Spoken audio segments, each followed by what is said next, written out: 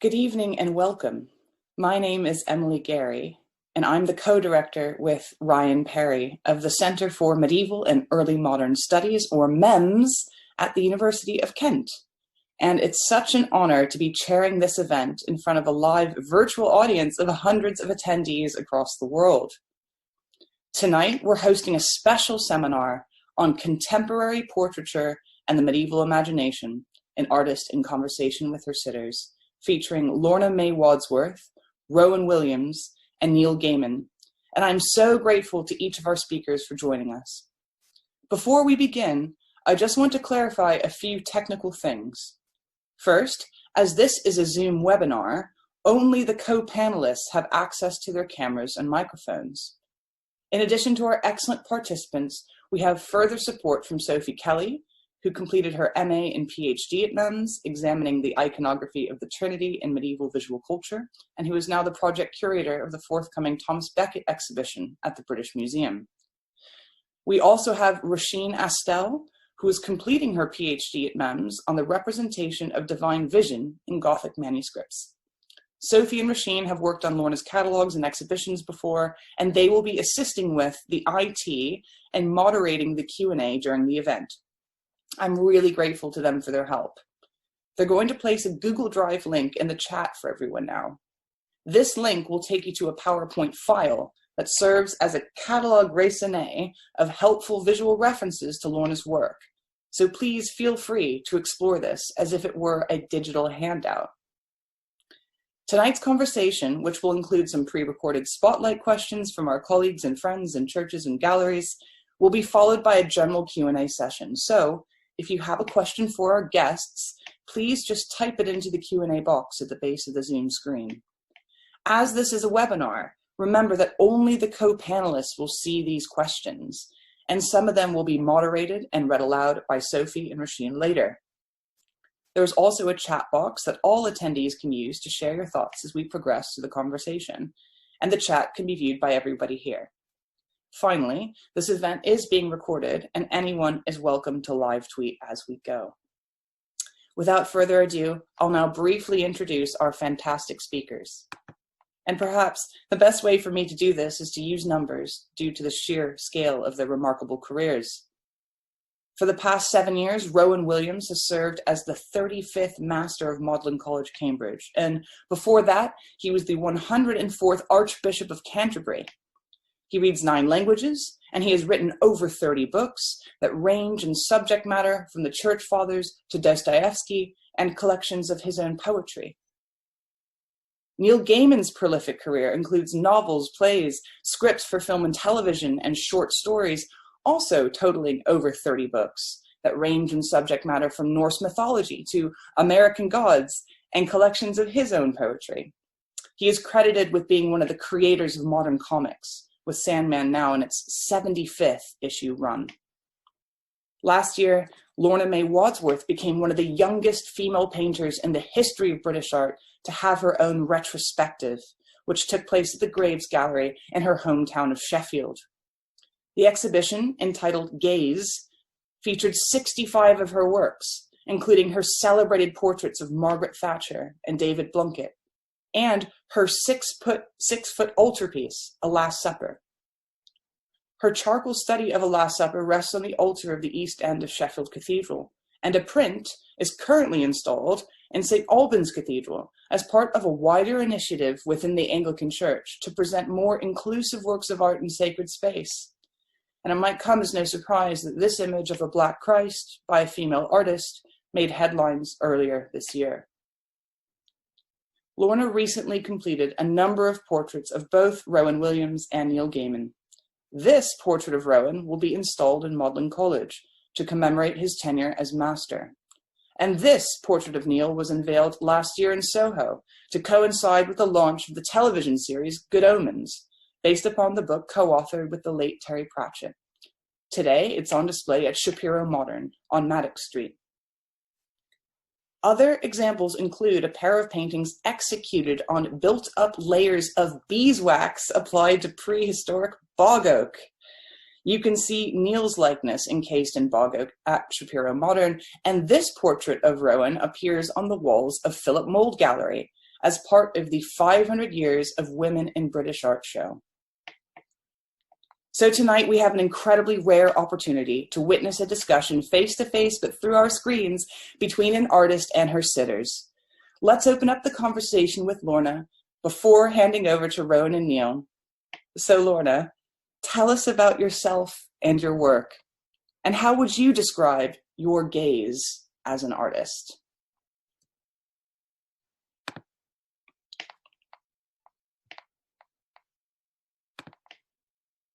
And hello to everybody that's watching this, and thank you Neil and Rowan for being so kind to do this.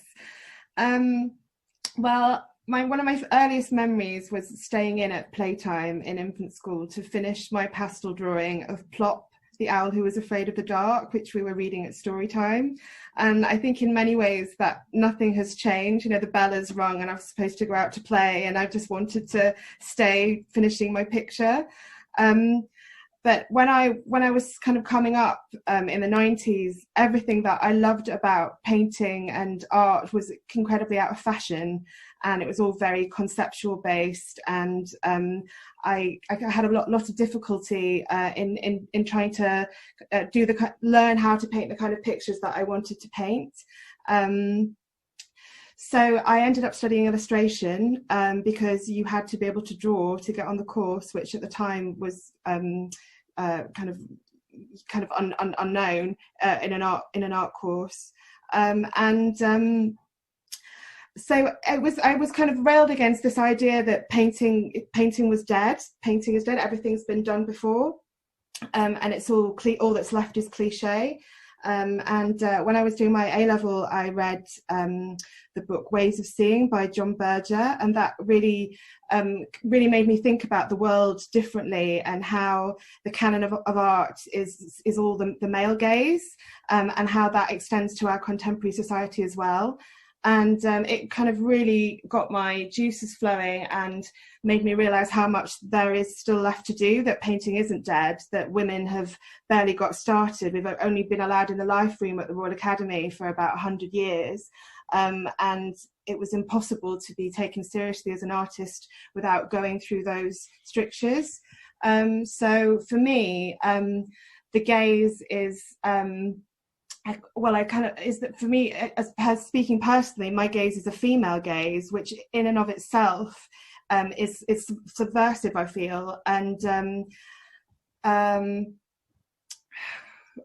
how to explain what the female gaze is? Well, it's just that the subtlety of looking through another pair of eyes, another way of looking at the world, and also inverting the power of portrayal. For me, the gaze is about the power to portray rather than just being portrayed.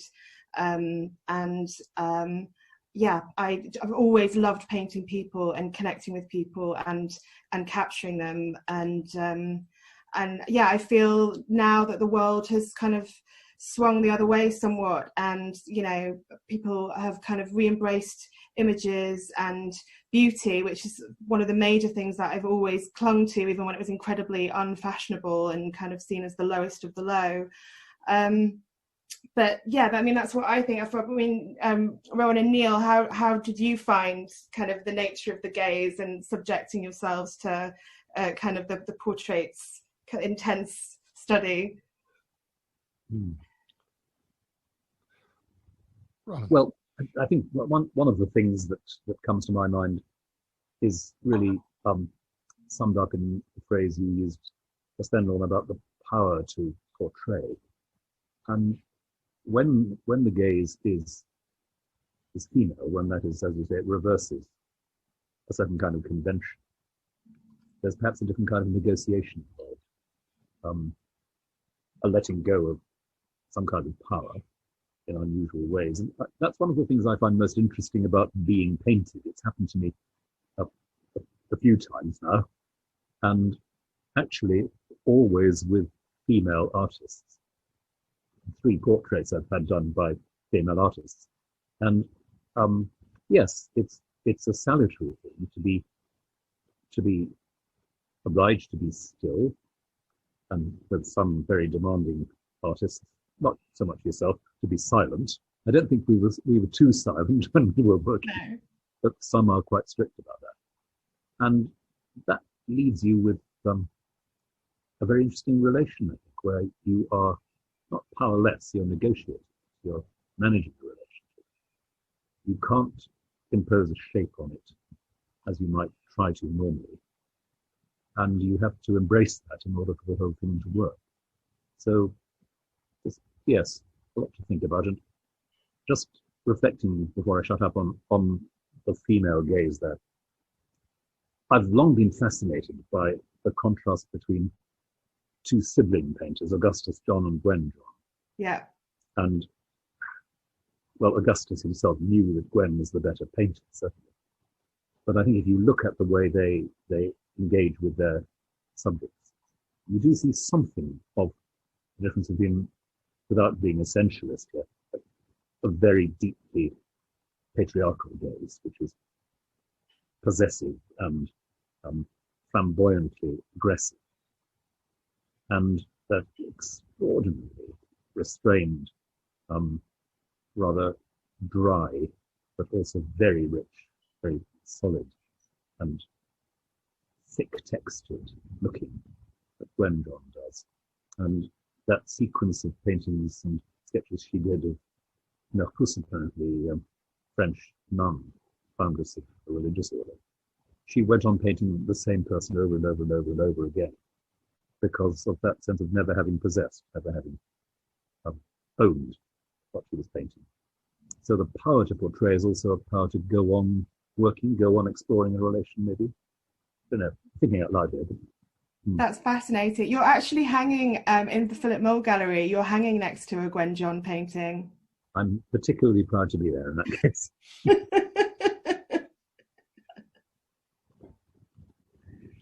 I think for me, you entered my life, Lorna, at a point where I had just really, I suppose, discovered portrait painting. The National Portrait Gallery had reached out to me and said, would I write an essay for them on the National Portrait Gallery?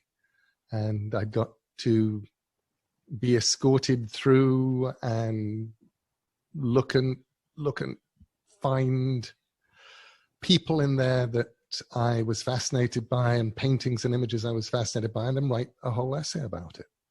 So for me, I think I was suddenly obsessed by portraiture and what it was and what it meant at the time when I first ran into you in a backstage green room in a television studio where you were sketching people in charcoal for comic relief.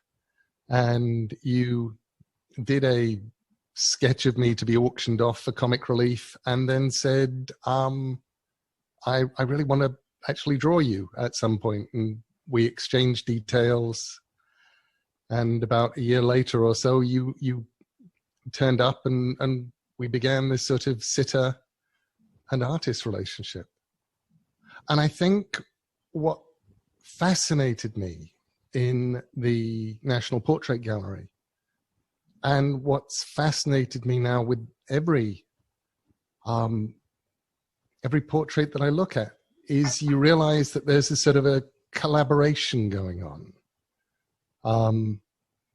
You have the person being painted, you have the person painting, and then you have the people looking and who come and see it and who bring themselves to it. So it's as if the people are present, or as if the things the people want to say are present. And that process utterly fascinates me.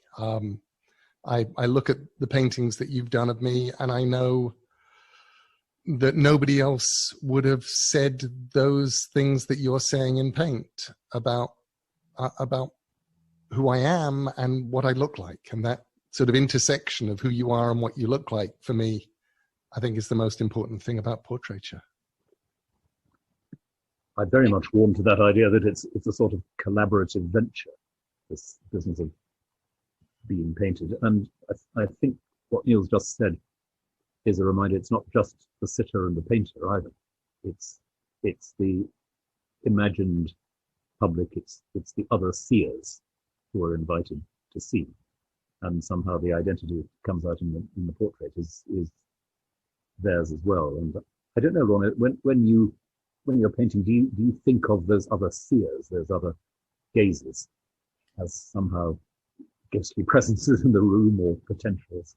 Not so much. It's almost, I think one of my kind of best paintings early on was when I painted it and thought, actually, I've put so much of myself in this, I almost don't want it to go on the gallery wall because it's like pages of my diary.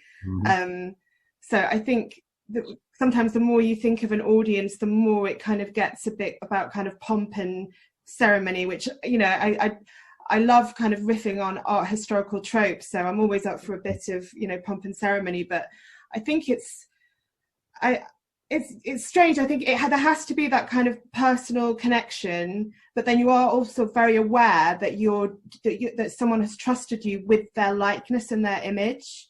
So that's something that I take incredibly seriously, because it's such a generous thing for somebody to do, and I would never want anybody to feel that had been taken lightly or kind of like used in some way that didn't honor them. So I guess in that way I am always thinking of an audience because of that. But for me, it's about finding my responsibility is to find the truth of the person and then present that to the world, and hope that truth that I've seen will connect with someone else, that they will see that as well. I think what you just said is a reminder that there's a risk for the artist as well. You're displaying yourself, you're trusting yourself to the audience. Yeah. And when I was in your studio being painted, one of the most moving things that was there were the paintings that you had done of Margaret Thatcher. Which were not the big famous one that you did, but were the studies that you were doing during that and the other paintings that you were doing during that, which you looked at, and they were paintings of an old lady with Alzheimer's, and they were all about vulnerability. They were all about the edges of dementia. They were all about memory and how you were relating to her. And I thought it's so interesting because none of these paintings are on display anywhere. They were there stacked up in your studio, and I was seeing them because I was a sitter, and they felt almost too personal. Yeah.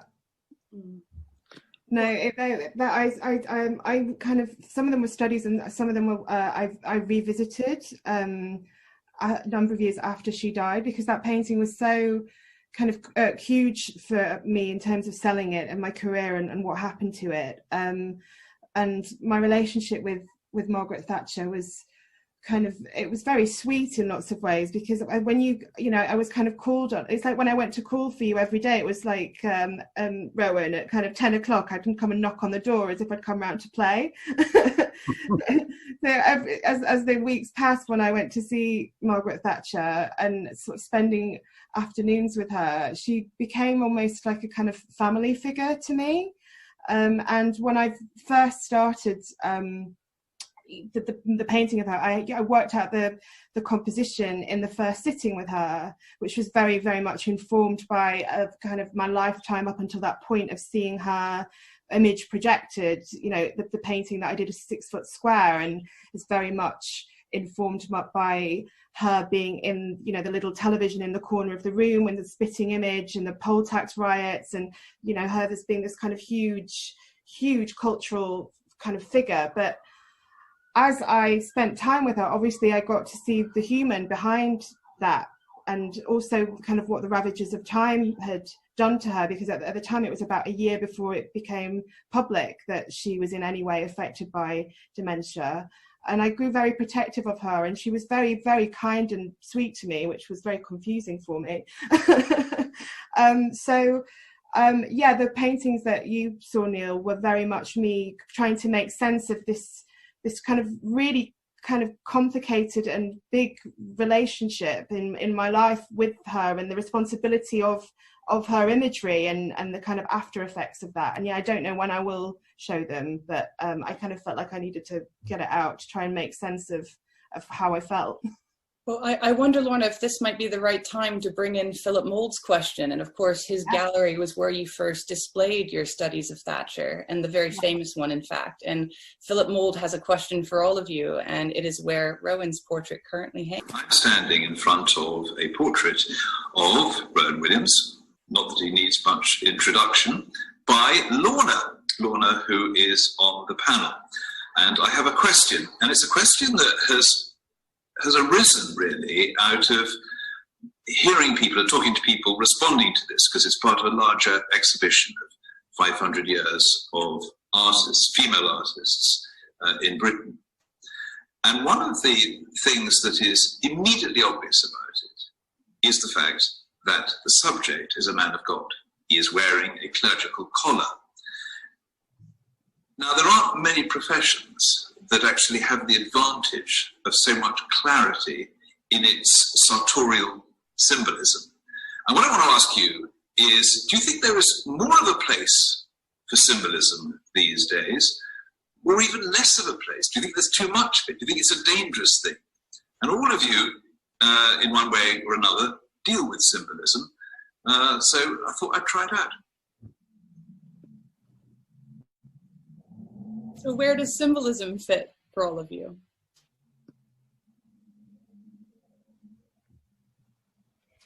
I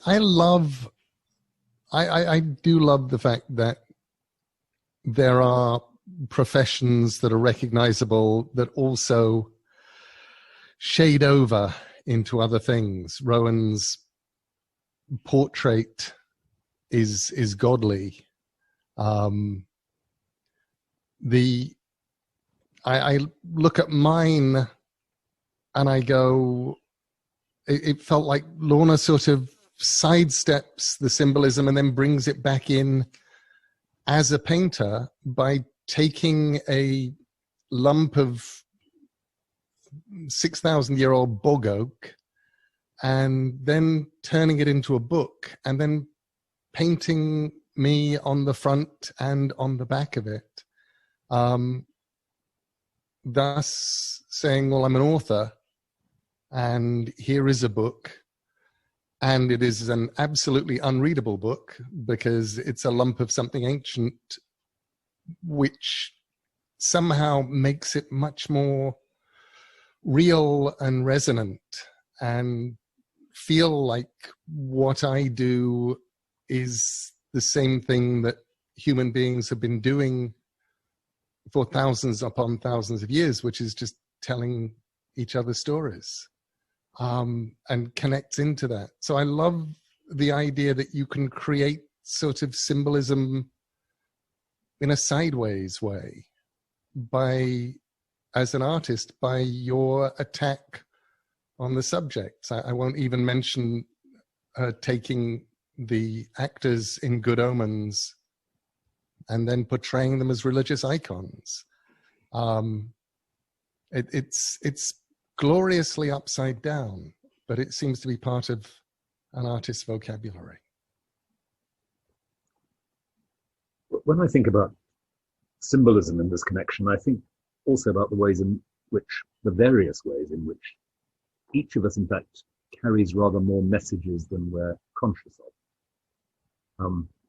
We think we know what we're communicating, but of course, a lot of the time we're communicating a great deal more than that. And I think that a good portrait painter will bring out what you didn't know you were saying or thinking or even being. But there's a sense in which the public symbolism of wearing a clerical collar or other priestly garments is another way of saying, well, there's more going on than I'm really aware of. And when I'm relating in my function as a priest to others, I have to be aware that others are seeing more in and around me than I can really manage or control, which can be a bit alarming, but can also be a little bit reassuring that it's not all up to my performance, my conscious performance. I suppose one of the things thinking of the kind of medieval hinterland of this discussion, one of the things going on as late medieval art particularly develops is the extraordinary negotiations there about the symbolic and the individual. And by the time you get to somebody like, I was going to say Holbein, but it's before that, I think, when you look at the great Flemish artists, the generation just before them.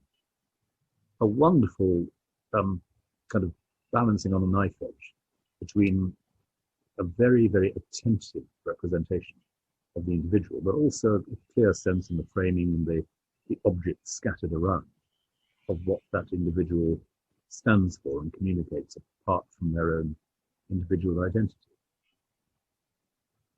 I don't know, Lorna, you got me to hold a book when you were painting, and you've done books with Neil, so obviously you do know a little bit about that sort of Northern Renaissance trick too.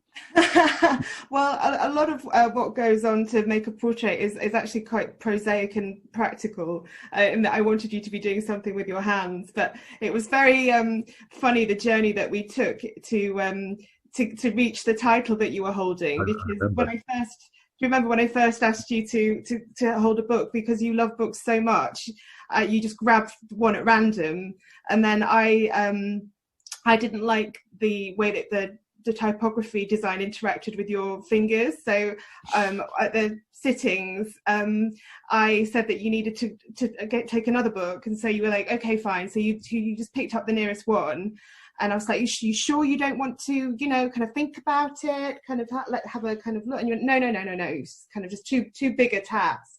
So that was how we ended up sitting for several hours, you very kind of patiently holding this book that in huge Gothic script at the top read Lost Christianity.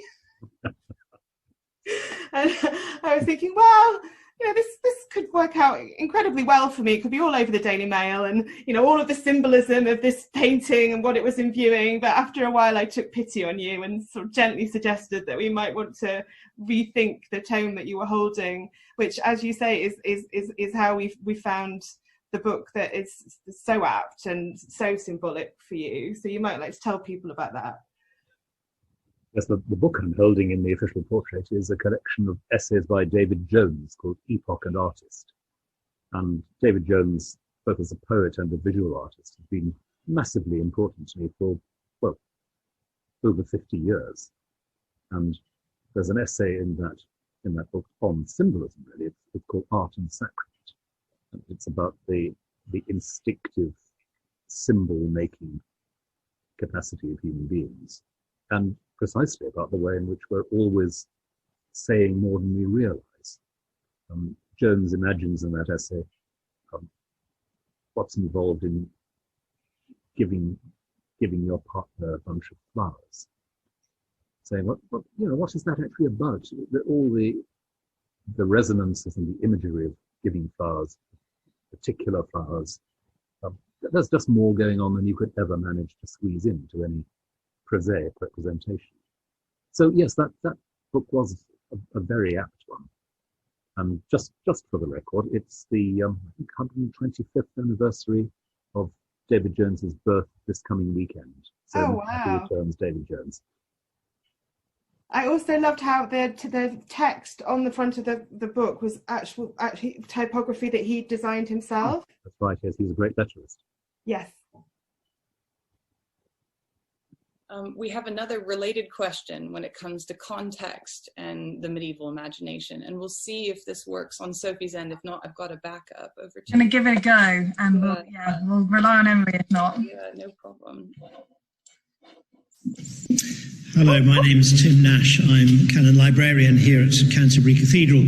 We work closely with MEMS in a number of ways. I've come to the eastern crypt of the cathedral, and I'm standing, as you can perhaps see, underneath Anthony Gormley's work, Transport, because I want to ask about the contexts in which one sees works like Lorna's, whether portraits or whatever. Of course, in the Middle Ages, places like this were the only contexts in which most people could encounter works of art. There were no galleries.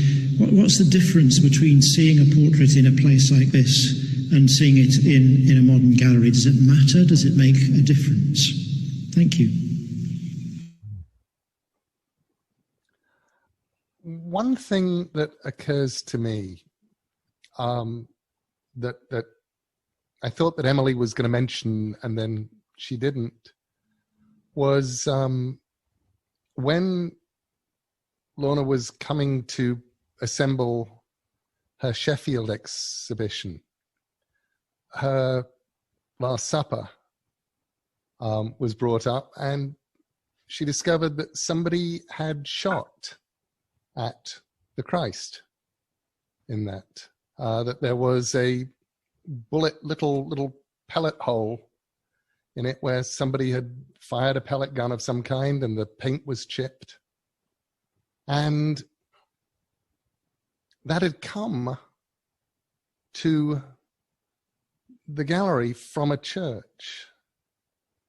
And I thought, there is something so profound about the fact that somebody was so offended, so threatened, so moved, that they did something monstrous, which is shoot at a Christ in a church to register their disapproval. That would have been so absolutely different had that happened in an art gallery. If somebody had attacked it in an art gallery or registered in some way their disapproval.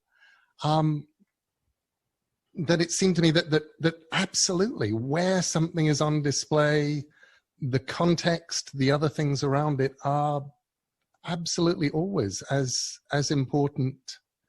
But also the idea of a church as a place that you are seeing art changes what you're seeing and changes the nature of what's been seen. Well, it felt completely for me when I was asked to paint The Last Supper in the first place. I just had my debut show in London called Beautiful Boys. And it was just such a charge for me with the fact that it was commissioned for a church. It was going to be something that people would venerate, and it was a devotional image. From growing up in a climate where art had become so clever and ironic and distant, it was the exact opposite of that, and it was just made it such a different kind of journey and process. The fact that at the end of the day it was going to be installed in a church. And also St George's, Nailsworth, it's a little village church, but the beautiful buildings and the whole of the space, 'cause it's an altarpiece, is basically kind of going towards this painting, kind of being a setting for it. So it looks absolutely stunning. It's so beautiful to see it there. But also in terms of context, the painting made headlines again in July when St Albans Cathedral asked me if they could install a print of the painting, which I'd had scanned prior to it, when I had it on loan. When I had the opportunity, I'd got it scanned because I thought I'd really like to be able to have the picture installed as an altarpiece anywhere in the church that wanted it. And technology is such now that can be done. So St Albans wanted to make a display of the picture above their altar of the persecuted, and in solidarity with the Black Lives Matter movement.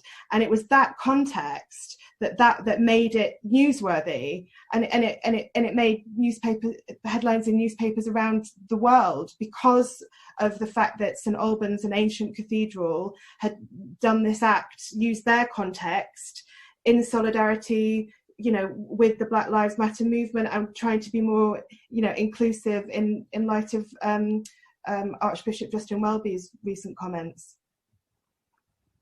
I think really when you have art in a church, it's you might say an intensified version of this business of things saying more than they know they're saying, because a work of art in the church is meant to carry more of a charge than just something that's displayed. As I think you're saying, Lorna, it's not just there to be clever. It's not just there to be interesting. It's there to act on. And I think that's why people find it dangerous. That's why in the Reformation era, the people went round the Lady Chapel in Ely Cathedral and systematically chipped the heads off every single image. And that's not casual vandalism. And it's not just sweeping away images. It's making sure that what's regarded as a dangerous image is left there, marked in its mutilated form as dangerous. Don't go there, says that message. And it's rather a horrible sight. I still find it disturbing to go into that space. But it does act as a reminder that just as with the appalling act of vandalism with your picture, people can see art as dangerous. No, I don't think that applies to transport in Canterbury Cathedral. I don't know anyone who's seen it as dangerous, but it certainly is charged. Yeah. And I have a very particular memory of that because I suppose it would be 9 or 10 years ago when I was preparing to take an ordination service in Canterbury, and we had the retreat for the candidates just before the service, a few days before. So in the last evening before the service, we were saying our late evening prayers in that space under that image. And I remember talking to the candidates for ordination about that figure that was above them, that extraordinary sculpture, which I find one of the most evocative things that Anthony Graham has ever done. It's not only that it's made out of nails from the roof of the cathedral, little beams. It's also that it's entirely nails, space and nails, and that's all. And it moves very slightly and very slowly with the air currents in the space, so it's never completely still. I remember talking a little bit to the candidates for ordination about how they might think of their ministry as trying to move with the currents of air around them and picking up what those very slow and rather subtle currents were. And also it might feel like having nails all over you at times as well. But I just remember that evening so vividly, and I think that's why that particular image speaks to me. And I think probably it speaks rather more and rather differently from what Anthony Graham might mean it to me. I had a discussion with him a year or two ago in London at an event at the Royal Academy, and I think I was really trying to tell him he was more religious than he thought he was. No artist likes to be told that. Well, we do have a related question in addition to Canon Tim's, and this comes from our head of the Library and Archives at Canterbury Cathedral. I'm going to hand over to Sophie now. Cressida from the Archives and Library at Canterbury Cathedral. I think the setting of your work influences how you approach it and the techniques and materials you use. If you're painting something for Canterbury Cathedral, how would the building influence you? What decisions would you make? Well, as the daughter of an architect, the first thing that I would do is whip out a tape measure. I love responding to spaces and kind of fulfilling them and making them as beautiful as they can be. Thinking about your portrait, Rowan, the official one for Magdalen College, I set you in a Zerberan arch that I lifted directly off one of his paintings of St. Francis. But that was completely inspired by the architecture in the hall because of all the round arches around there to kind of make it look as though it was kind of part of the structure in a way, that it kind of belongs there. And I sized the canvas and the composition so that it would fit perfectly on the panel there. yeah, it would really depend where in the cathedral that they were thinking that they'd like something. When I first exhibited the Last Supper painting at St Martin in the Fields, Alison Hargreaves there, she saw a painting that I'd got on my easel in the studio that was playing with Zurbaran of a guy with an Adidas hood up, referencing Zurbaran's St Francis paintings. And she said, well, you can also have the crypt. It's available at the same time if you like. I'd love this. I'd love you to do more of this. So I basically went and counted how many arches there were in the crypt and worked out how many 5-foot square canvases I needed to paint. And also that was the first time that I ever used gold leaf in my work. And I did a huge 5-foot icon painting called My Boy Mary. And that was thinking, well, this is underground. There's no natural light. It would be brilliant to get some gold in. Yeah, I love like a relish a challenge of doing something site specific. One of the things I really love especially in the art of the Eastern Christian tradition, is that you expect the building, the church building, to be drenched with images, but images that are painted for that space. So there's a geography for an Eastern Orthodox church, painted, frescoed in the traditional style, where you know where to look for particular images, you know who belongs where, and the whole thing is a kind of complex dance with everyone in their position, ready for the orchestra to strike up, so to speak. And I think there's something rather wonderful about that. It makes it more than just a gallery. It's back to this question of the difference that a context makes. And where you do have different bits of the decoration speaking to one another in that way, just as you described working in the crypt space, where obviously you're looking for spaces and images to speak to one another.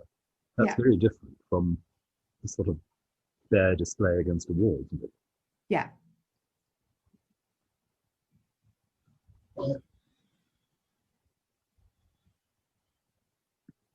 we do have another question, if I can invite Sophie to share, from Bernard Shapiro, and it's slightly linked to what we're saying now too. Hello panel, I'm Bernard Shapiro, a rare book dealer with a bookshop in New Bond Street, central London, where I'm exhibiting some portraits of Neil Gaiman. I also have an art gallery in Maddox Street, which is just off New Bond Street, where I'm exhibiting Big Neil. Throughout the history of art, there have been countless portraits of much-loved authors. My question is to you, Neil and Rowan. What do you see of yourself in Lorna's portraits that reveals the poet, storyteller, or theologian?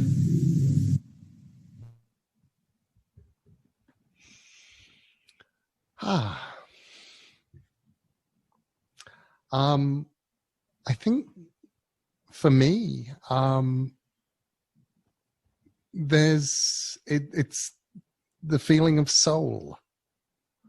The feeling that when the portraits work, they are showing you something of the inside of the person. And that for me is all about storytelling.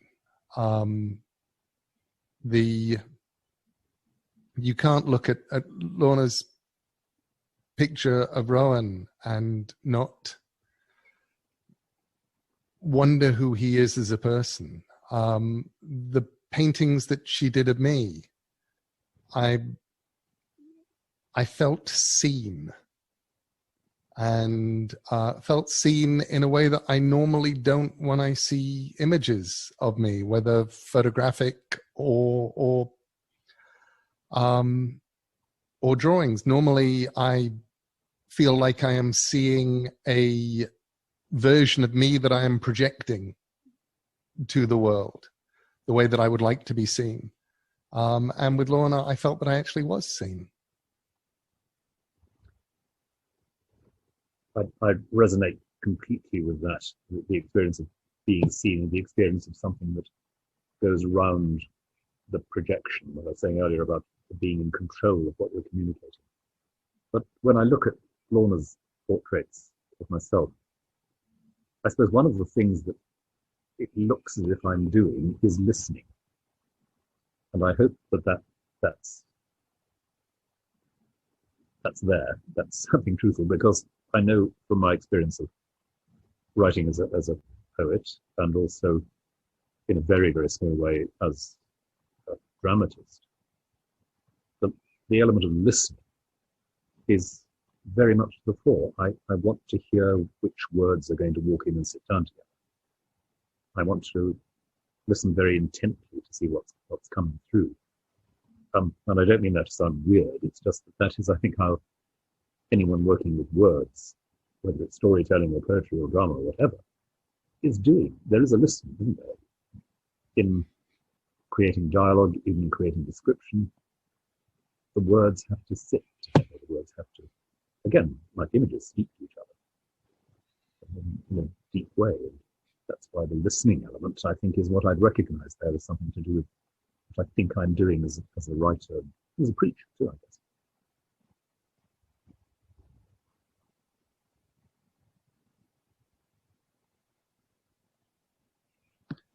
Well, I wonder if I can sort of add to this question. I mean, if Neil, for example, in your work, you take sort of gods and deities and myths and legends, and you turn them into sort of complicated but fallible, lovable human characters. And what Lorna, what you seem to do in your portraits is you take real people and you transform them into these timeless figures, borrowing at times from the iconography of the saints, seen in altarpieces and icons. And I wonder, Neil, do you see portraiture as a process of sort of myth making too? And how might this be similar, different to your experience of writing myths yourself? And same to you, Rowan. I think one of the things that we get to do as storytellers, writers, is take people, real or imagined, and make them bigger than themselves, make them stand for more than just here is a person. They become larger than that. And that's one of the things that I definitely see in Lorna's work. Is it feels like the subjects of her portraits are more than just people. They embody traits. They, in the same way that characters in fiction embody traits, whether fallibilities or virtues. And she definitely makes us bigger than ourselves. In my case, she makes me enormous with her Big Neil painting, which came as rather a surprise. But it isn't so much the size of the painting as the feeling that you represent something bigger than just being a person. It's what I love about her portrait of Rowan. Is it feels like it is a portrait of Rowan the person, but it's also a portrait of Rowan the idea, and perhaps even the ideal. I've always been very struck by the way in which, say, Rembrandt's portraits of his self-portraits, but also his portraits of old people, suffuse them with, if you like, a huge history, personal history, that has made them what they are, so that particular moment of looking at the face opens out onto a memory, onto a past, which makes the moment of being painted so much greater, so much bigger. And that's just with the person. It's not even going into what Neil has just rightly been saying about being more than just the person. Even portraying a person, you can somehow show that history, that enormously complex and varied light and dark. I think that's what I see when I look at Rembrandt's pictures. It's certainly what I see when I think of Lorna's Margaret Thatcher work as well. It's kind of depositing, witnessing to all of that depth and variety, that light and dark, that saint and sinner depth of the person. Wow, I was just compared to Rembrandt. I'm not going to say anything. Don't knock it. I wonder if I can pick up on that really wonderful series of points and just ask you too, Rowan, where do you see the line between Lorna's embrace of pre-modern ideas, but also materials, techniques, and compositions, her references to icons, to old masters and saints, and where do you see this line alongside her reinvention of tradition? How do you see this working at the same time in her work? A couple of things. One is I see a great care about the materiality of painting. It matters somehow how you do it, with what you do it, on what you do it. And I'm really, really struck by the bog oak element, if you like, by asking what the material is, thinking again about the icons of Eastern Christianity. It matters enormously how you do it and on what you do it. The rituals are very tightly prescribed. And that's not just a bit of mindless tradition, saying there are some things you will only be able to do by taking this kind of time with this kind of stuff. Because we do that, that's what you will see. So I see Lorna's work as really connected to that particular element of a pre-modern approach. It matters how you do it, what you do it with, and so on. And second thing is, going back to what Lorna was saying earlier about wanting to get back to beauty. Yes, and it sounds so simple, and yet it's a very complex, very challenging notion to come to terms with. That what we look for in art is certainly not just entertainment and not just the excitement of the moment. It is something to do with the capacity to step into a larger frame of reference that is not just about me, my comfort zone, my capabilities. And that's where this elusive element of soul and spirit comes in, which I think is the essence of beauty. Again, back to Rembrandt. He doesn't paint beautiful faces. He paints faces.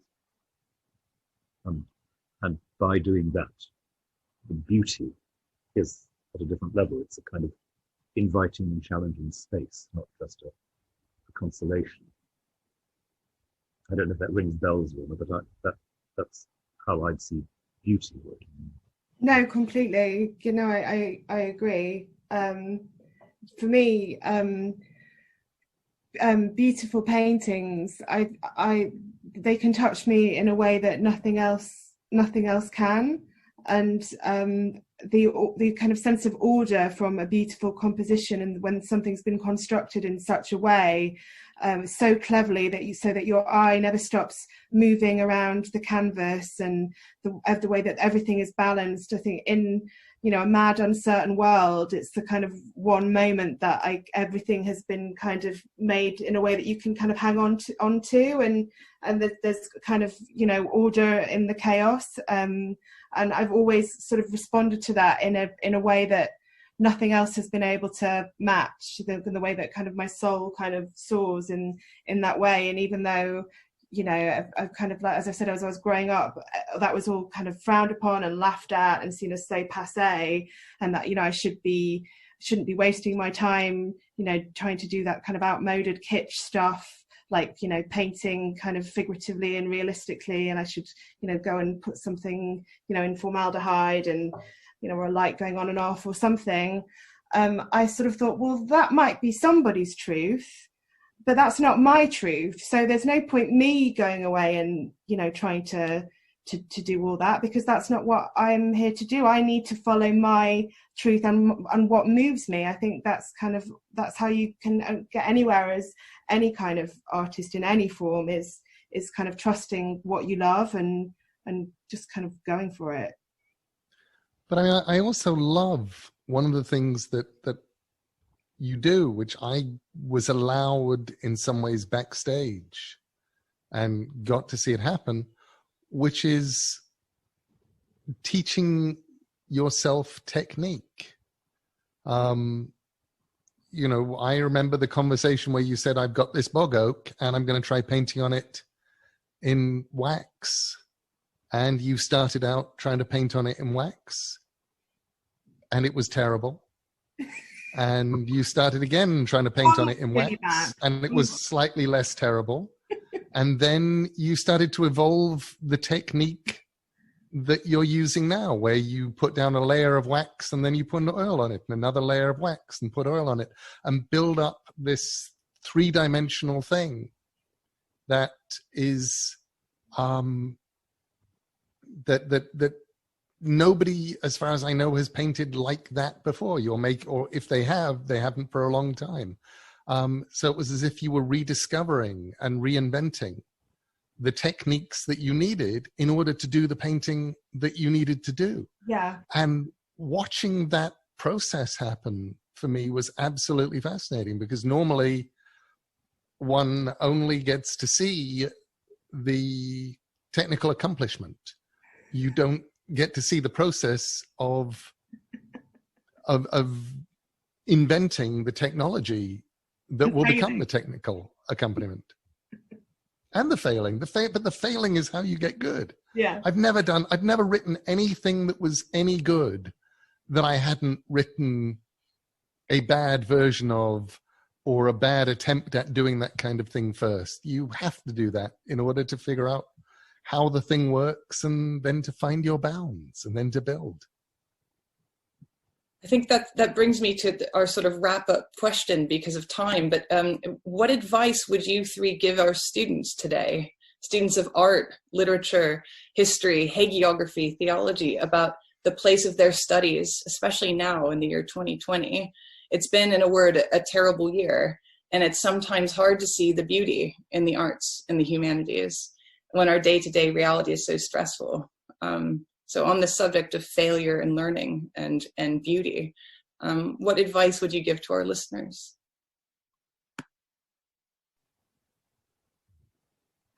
I'm looking at Rowan. No pressure. No pressure. Well, I guess the first thing that comes to mind is to repeat a bit of advice that the philosopher Wittgenstein used to give to his students. Take your time. He said that it's what every thinker ought to say to every other thinker. Take your time. Don't rush your perceptions. Things are worth spending time with. People are worth spending time with. Look so as to be fed and to be nourished. Look at one another. Look at the world you're in. Take your time. Or literally, he said in German, lass dir Zeit, give yourself time. And everything around us cries out for us not to take time. And I think it's one of the liberating things we can sometimes say. Time moves on. You grow. The world grows. The world changes. Don't freeze this moment in your emotion and your perception. Take the time to see a bit more fully, a bit more deeply. And I think all the disciplines that we're talking about, and certainly the subject matter, particularly of a lot of pre-modern art, requires something of that freedom to give time.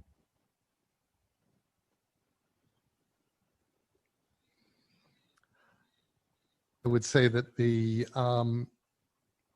a lot of the stress and the madness of the times we are in right now feel like reflections or echoes or rhymes of medieval stresses and problems. At the point where you're trying to find an analog for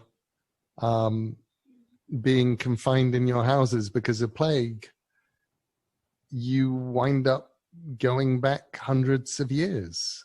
And some of the problems of today feel very, very much like the problems of yesterday. So I think that our historians, our medievalists, our people looking at old art are in many ways armed and prepared, and can take everything they know and apply it to the very peculiar world that we're currently in and are making our way through one minute at a time.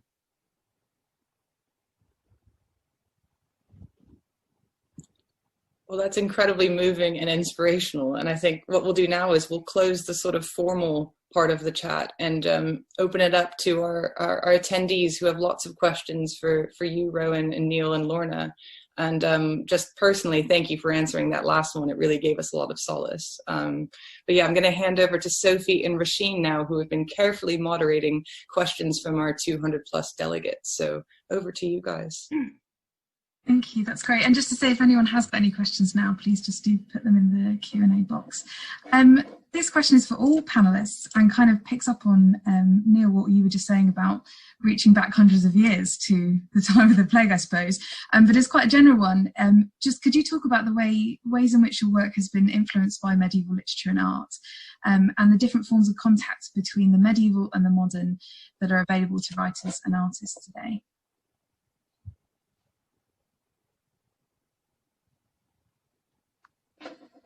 Who wants to go first? Well, I'll have a go. Go. I think a couple of things. Obviously, for me as a priest in a certain tradition, there is a medieval backdrop to quite a lot of what I do, and I don't just mean architecturally. But in my own growth and development, thinking, reading, writing, particular bits of the medieval legacy have been especially important. And I would say for me, the discovery of medieval drama, the mystery phase, was a really transforming moment when I first came across that extraordinary mixture of very vernacular, direct representation and a sort of condensed theological intelligence and even wit. I go back to those texts a lot still to look at the fusion of that theological intelligence and that very direct, very vernacular, folkish kind of location. And I think, how did they do it? And I think of them doing that in the context of the great day-long celebration of the summer festival of Corpus Christi. For that day, everybody lives in the world of biblical Christian revelation without stopping being citizens of Coventry and York and Chester and all those other places where the great cycles were performed. And yeah, that gives me a lot to think about. And for me,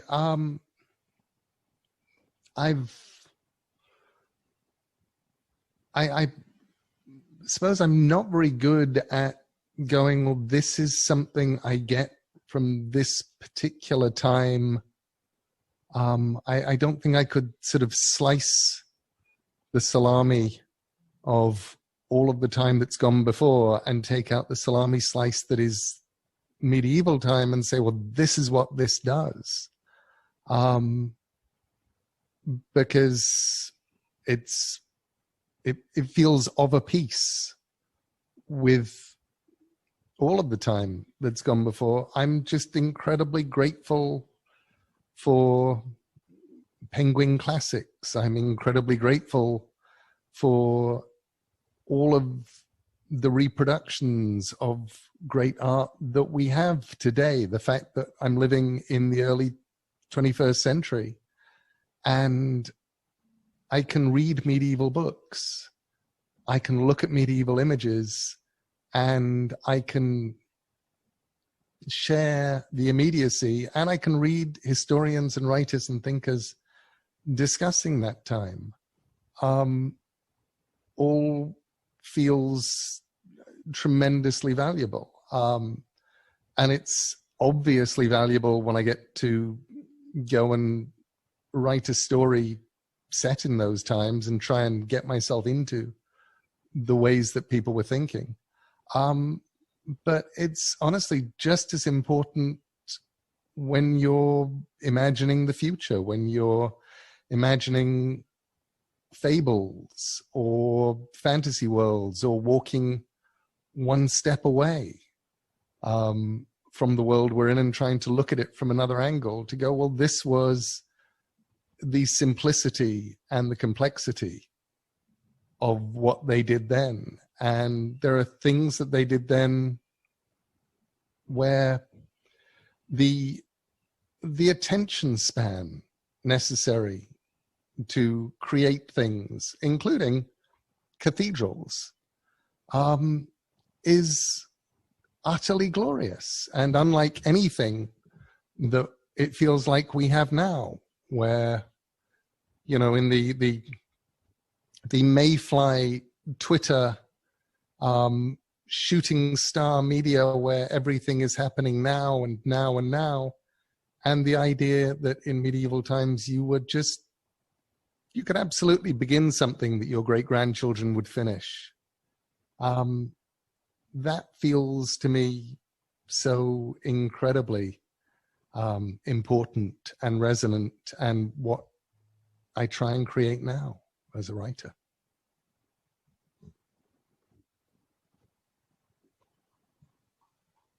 That's wonderful. Lorna, did you want to add anything? No, I can't top that. Okay, thank you so much. Back to you, Sophie and Roisin. Hi, so we've got two kind of similar questions here. So one from Aurélie, who is in the Aesthetics Research Centre at the University of Kent. And she asks Lorna, what do you think about the use of poses and navigating the kind of image that you were hoping to create for your sitter? Do you guide them when you're painting them, or do you allow the sitter to present themselves as they wish? And to tie on to this, Elizabeth asks, when it comes to the painter-model relationship, does the need for the painting to reflect the personality of the model become overwhelming? So good luck with that, Lorna. Oh gosh. So the first bit was about posing, right? Yeah, posing. Like, how does it happen?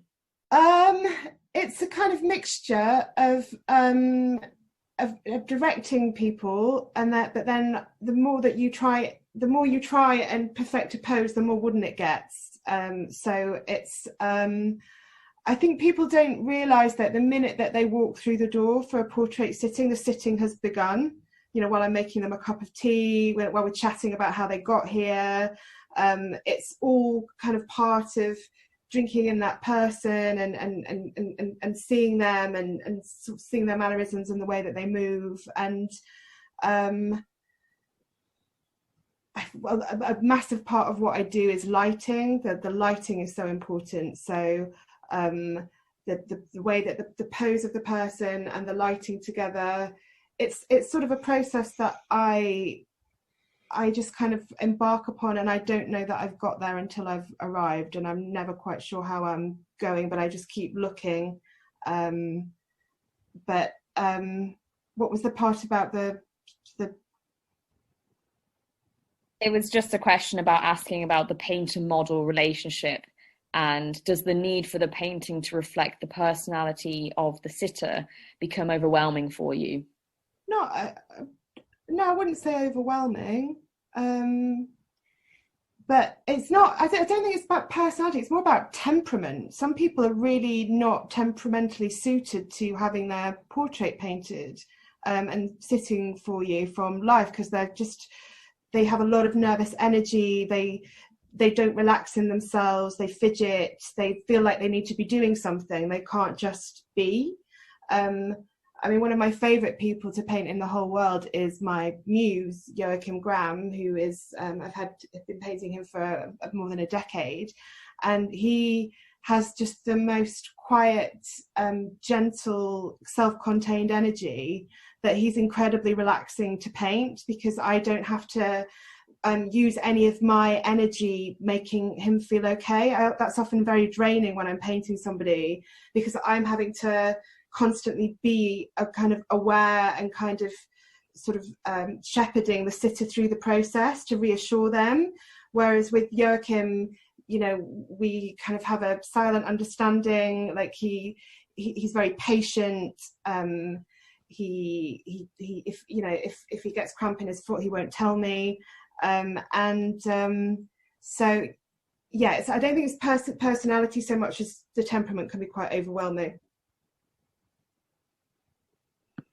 We've got time for 2 more questions, perhaps one from Sophie and then back to Roisin. Yeah, absolutely. I've got a question here about for Neil and Rowan about comparing yourself. Did you compare yourself to medieval or Renaissance portraits, and what were your feelings about entering such a long tradition of painting? It's a very interesting question.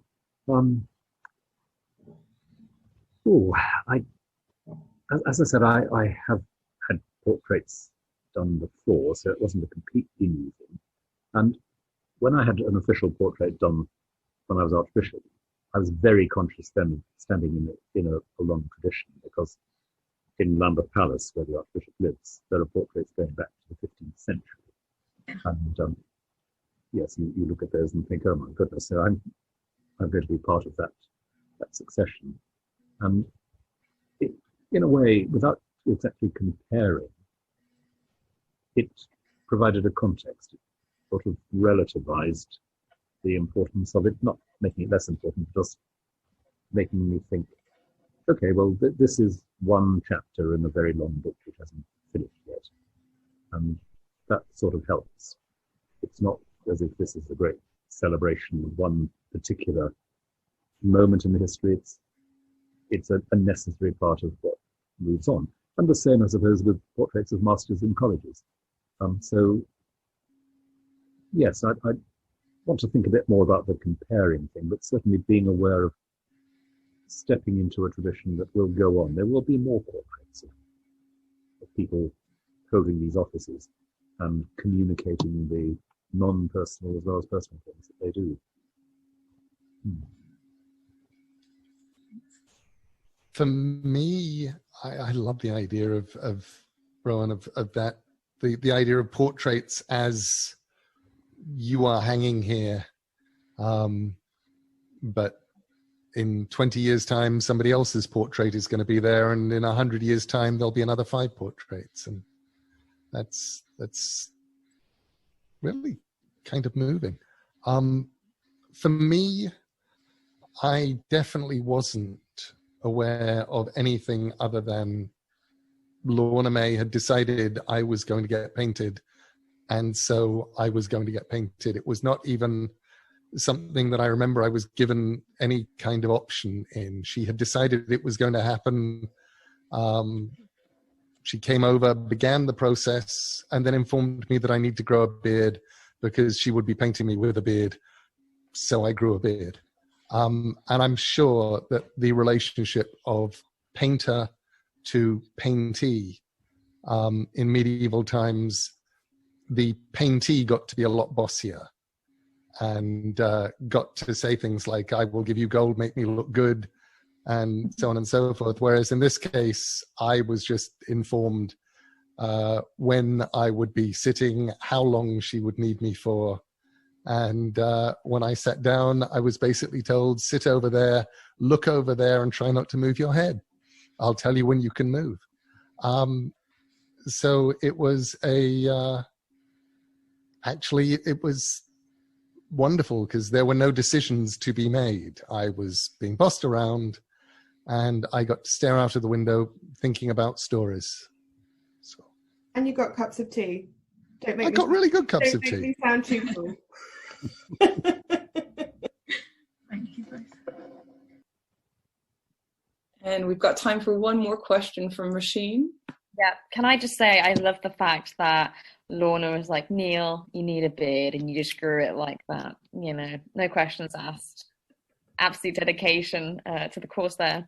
And I just wanted, this question I'm about to ask kind of picks up with the last thing you both said, Rowan and Neil, about your advice to students. And I've already got feedback from a lot of PhD friends saying how moving it was to hear what you've said, and it has really sunk into how we are kind of negotiating our time now.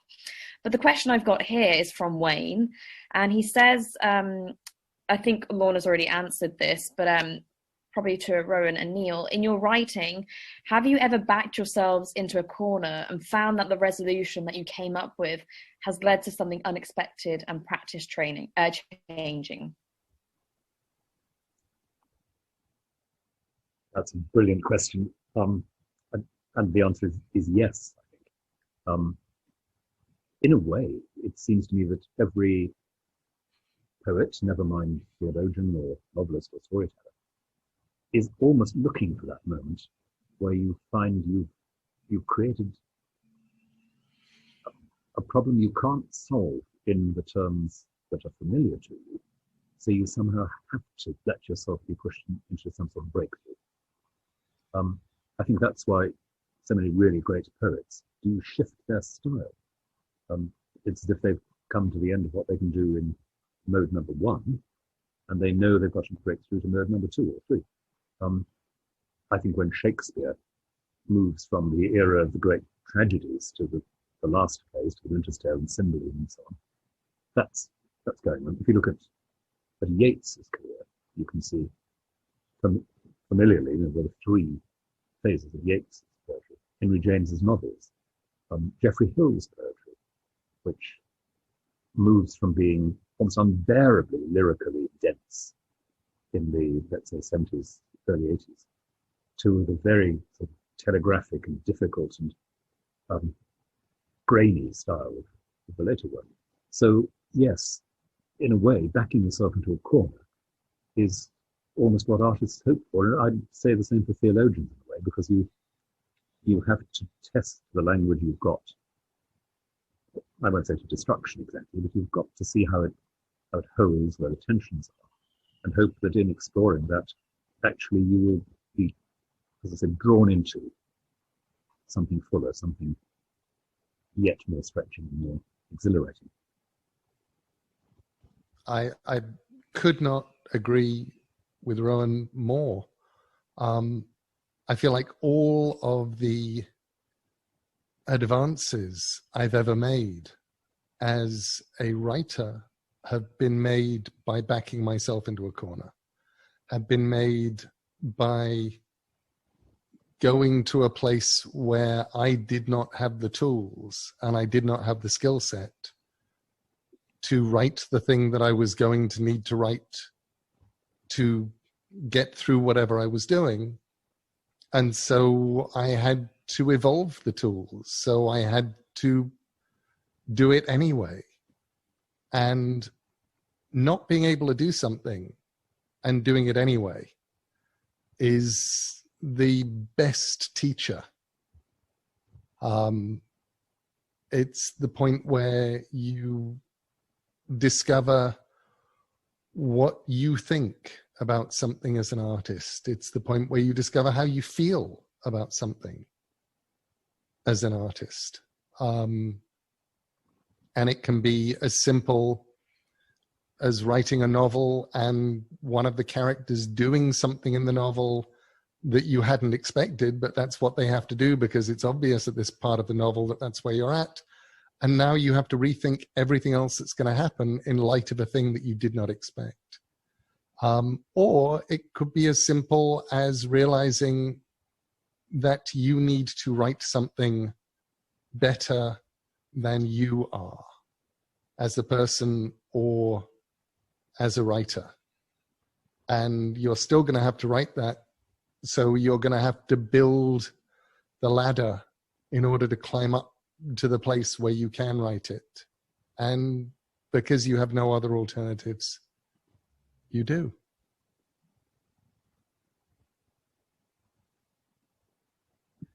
Well, I wish we could just keep talking for many, many more hours. This has been such a heartwarming and illuminating conversation, but sadly, I'm going to have to draw things to a close. Before you all go, I'd like to thank our wonderful attendees from all over the world, to Sophie and Roisin for helping put this event together, which has been just such a success, and most of all, to Lorna Mae Wadsworth, to Rowan Williams, and to Neil Gaiman. You have shared your talent with us and your generosity. And it has been such an inspiration to watch your 3 minds come together tonight, but also to learn through your eyes and through each other's eyes how this whole artistic process came into being. And it's been a real joy, a real pleasure. And I wish you could hear the virtual applause, but thank you all so much from all of us at MEMS. Oh, Really thank appreciate you it. so much. Thank you. Thank you. Thank you, guys. Thank you, Emily. And have a lovely evening. You too. Bye. Thank you so much. Thank you all so much. It's been really wonderful to see you all. Thank you. Bye-bye, Lorna. Thank you again. Thank you. Thank you, Lorna. And thank you, Rowan. That was amazing. Great. Really lovely, really special. Okay.